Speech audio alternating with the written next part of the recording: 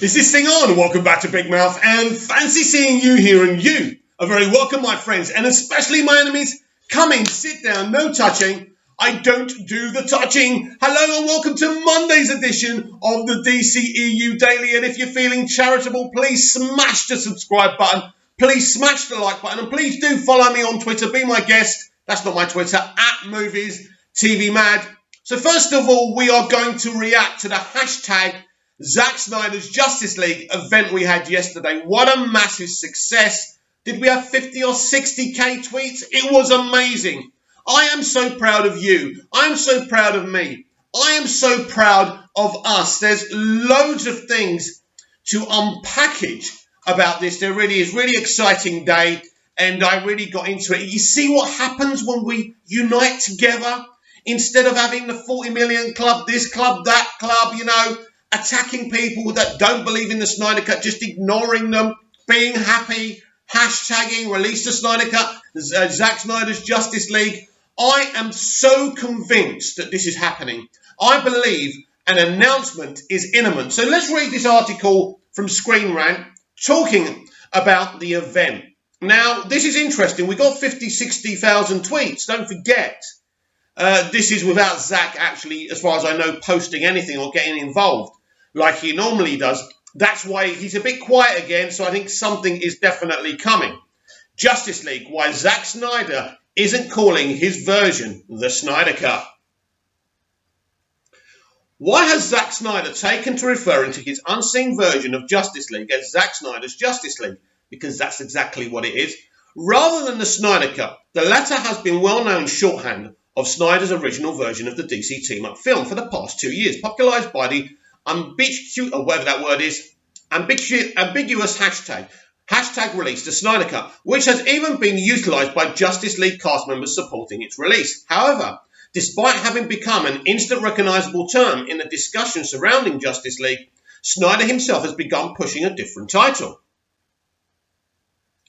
Specifically, Snyder's redubbing of the film would become more or less official with his release of the new Justice League t-shirt and hoodie through the ink to the people, including on the design are the emblems of the 6 core heroes of the Justice League as seen in the movie, along with those of Green Lantern, Martian Manhunter. Additionally, a design also positions the title as Zack Snyder's Justice League, with Snyder's name displayed above the Justice League emblem on the front of the shirt. Don't forget, the Snyder Cut isn't just the members we saw in that Frankenstein's monster.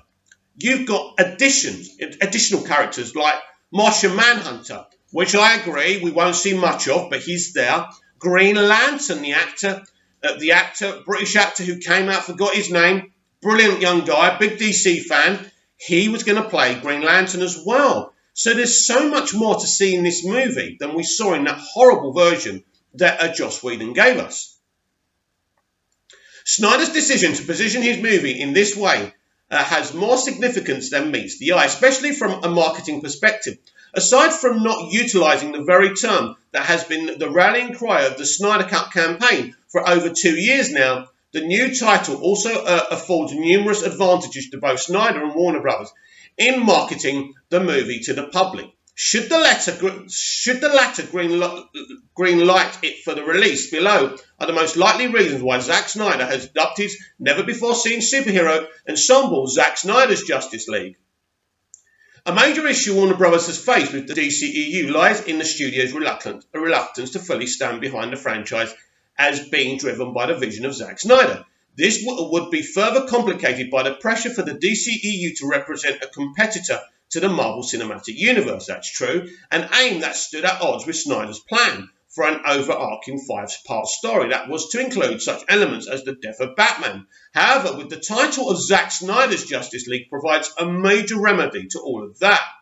First and foremost, it clearly and unmistakably positions the movie as the work of Snyder, while creating a distinction between it and the current wave of the DCEU movies. Additionally, it also allows the franchise to sidestep any gaps in continuity that might arise out of its release, which can also be further explained away by Ezra Miller's cameo on the CW's Crisis on Infinite Earths crossover.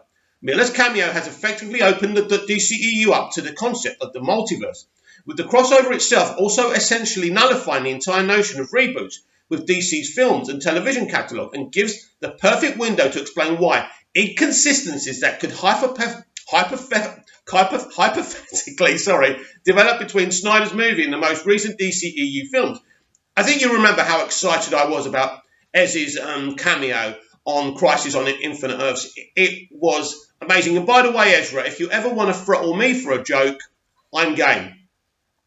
The Justice League Snyder Cut is a vastly different specimen than Batman v Superman Dawn of Justice. That movie arrived in theatres shorn of half hour's worth of footage that was later restored in the movie's Ultimate Edition.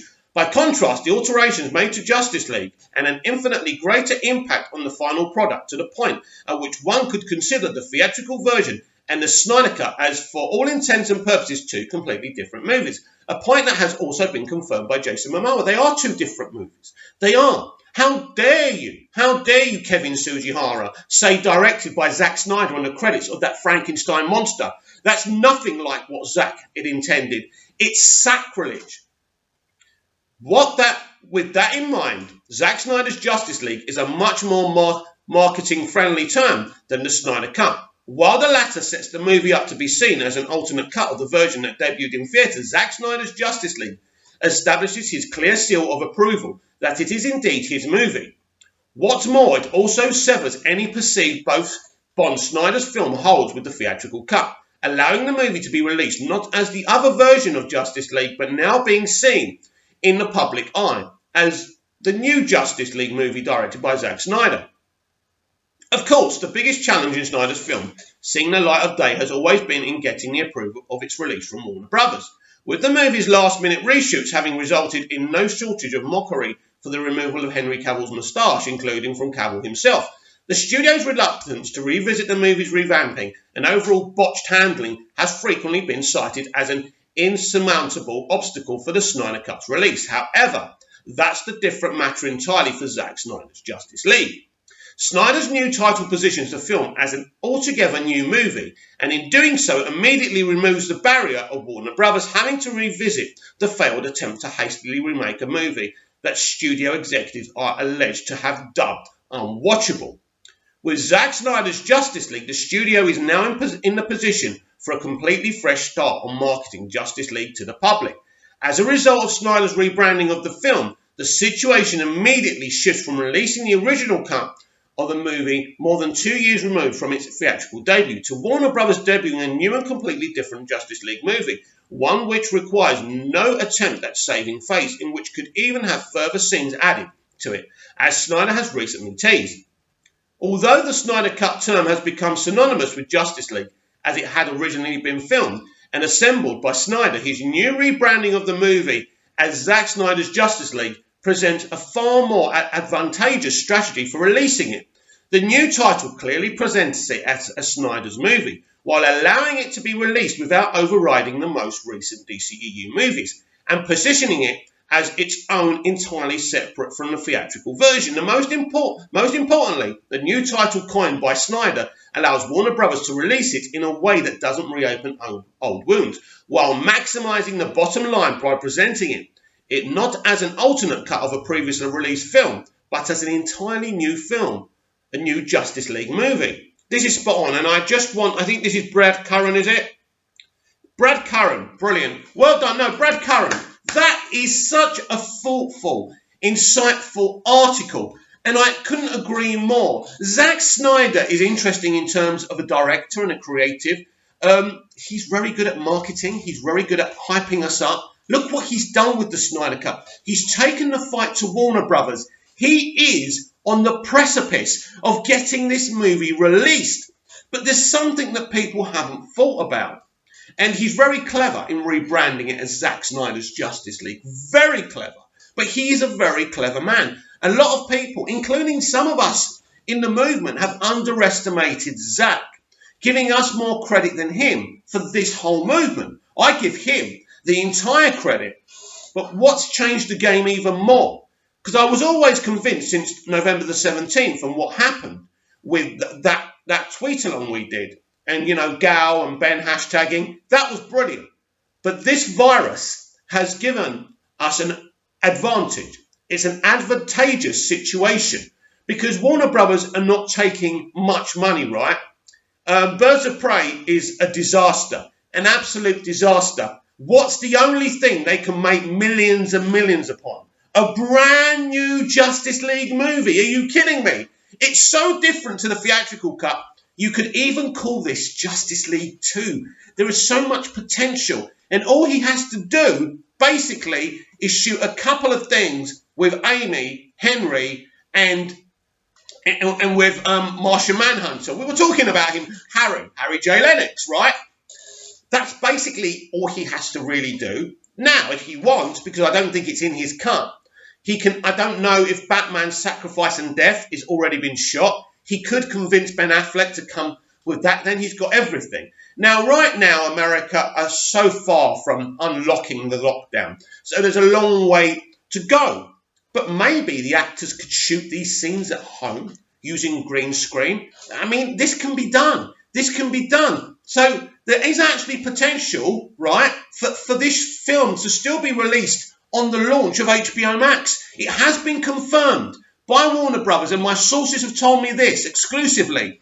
HBO Max will not delay its launch date in the US, which is about May, I think.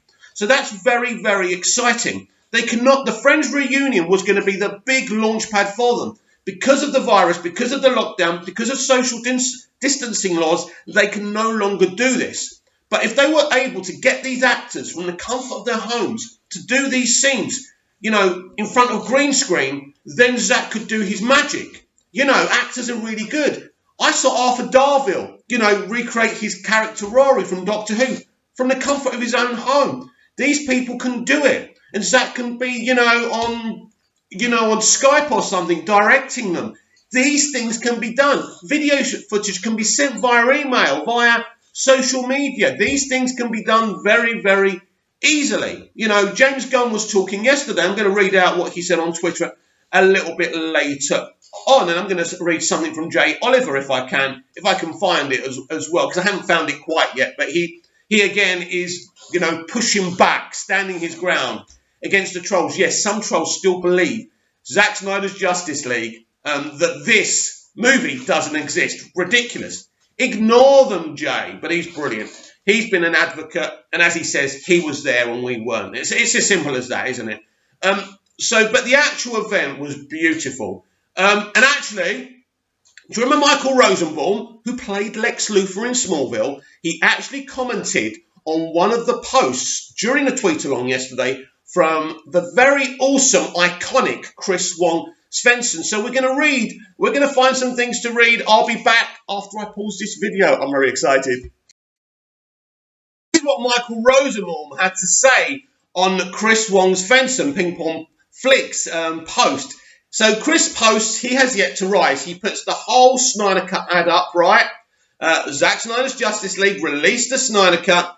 And this is what Michael Rosenbaum, who has done DC animated work as well. I don't think he's a DC fan as such, or he says that. Michael jokes a lot, so you don't know what's true or not. But look, I have so much time for Michael Rosenbaum. If you've ever seen my Smallville videos on here, I used to do Smallville the Saviour of Superman videos daily here on Big Mouth. Check them out. But this is what he had to say. What he did as Lex on Smallville is iconic. But this is what he said. Well, with all this freaking hype, it better be night and day better, period. I didn't see the first one. I'm just saying. In fact, I haven't seen a movie with Batman since Bale. I did like Dawn of the Dead and 300. So that's Michael Rosenbaum, the icon, really showing some support there, saying that he does like 300 and he does like Dawn of the Dead, but pretty much I don't think he's seen Man of Steel or BVS. And I actually commented on that and told him, Michael, just watch Man of Steel and BVS and make your own judgment, because that's the kind of thing you're going to get in Zack Snyder's Justice League. So that's really, really fantastic. I don't even know if Chris noticed that he commented on his post. Awesome. Were out in full. So Jay Oliver, I'm not going to read you the tweets, the original tweets. I'm just going to read you what he said. Where did you get that information? I was there for the last shot of principal photography. You know who else was there? Zack. So he's hilarious. And here's another one, I think. Right, here we are. Where are we? So Jay Oliver tweets and replies. This is a guy saying, speaking of which, if it isn't the spoiler that would want to keep, could you tell us what was the final scene shot during production? Pretty please with sugar on top as long as it doesn't spoil an unseen scene. It isn't in the current theatrical cut. That's really funny as well. So Jay Oliver is, he's great quality as well. So we've had Michael Rosenbaum, Jay Oliver. Jay Oliver's always been a great supporter because he worked on these movies. He wants to see this released. What is it that we want here? Well, I believe we want to see Zack Snyder's Justice League, the Snyder Cut, whatever you want to call it, and whatever you want to call it really doesn't matter, let's be honest about it. You're going to see it. You're going to see it. This is going to happen 100% now. This is not the old days. Is there a Snyder Cut? Oh, if everyone's saying there is, there must be. Oh, will we ever get it? Come on, Warner Brothers, when are you going to release it? It's going to happen. It's going to happen. Don't worry your little heads on that. We are getting there. We are so close to an announcement. I can sniff it. So what a beautiful event we had yesterday. Well done, everyone. Really, really proud of you. I'm not just proud of you as individual people. I'm proud of us as a group. It's about love. Yesterday we showed love for Zack and his vision. And I think we're not only just going to get his cut of this film, we're going to get him back on board to complete his arc and continue a new one. Let's do some tweets from James Gunn. So here's a couple. Right, so Loden Greatstorm asks, do you personally think the film, aka the Suicide Squad, will be pushed back? Right now, there's no reason for the Suicide Squad release date to move. We are on or ahead of schedule. We were extremely fortunate to wrap shooting and set up editing from our homes due to a post-production team and studio with foresight before the quarantine. Well done, James Gunn. We were so lucky to get this guy. Keep on giving him love. Although he did a list of favourite movies and he was talking about sequels being better than originals. Superman 2 better than Superman the movie? Come on. Right, then, DC Brazil. Looking forward to the first official image of the Suicide Squad, Mr. Gunn. Are we close to that?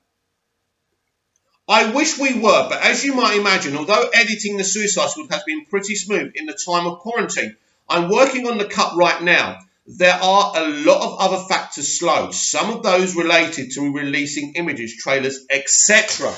Right, I don't care about seeing images. I'm just glad he's working on the cut. But I did explain to you the other day, if you finish shooting your film, you have these people have studios in their homes, right?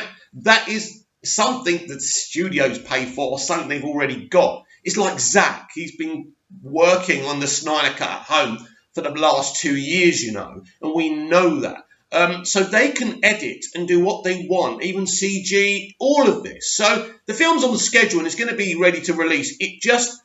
Nothing. The only thing that can stop Suicide Squad now is if other films have to be pushed back. That's the complicated situation. And because America haven't dealt with COVID-19 really well, them and the UK are probably going to be the last two countries to come completely out of lockdown. So there you have it. So are you really excited about the potential of getting an announcement to the release of Zack Snyder's Justice League, the Snyder Cut? Did you enjoy the tweeting session yesterday? Are you proud of the 40-50K we achieved? Brilliant. Keep on going. You don't need an event to keep on hashtagging release the Snyder Cut and Zack Snyder's Justice League. It is on its way. We are on the precipice, everyone. Hold on tight. That morning that I come on here and can snap the theatrical cut of Justice League is coming. Comment down below. Like, share and subscribe, and I'll be back tomorrow with even more DCEU Daily. See you again soon.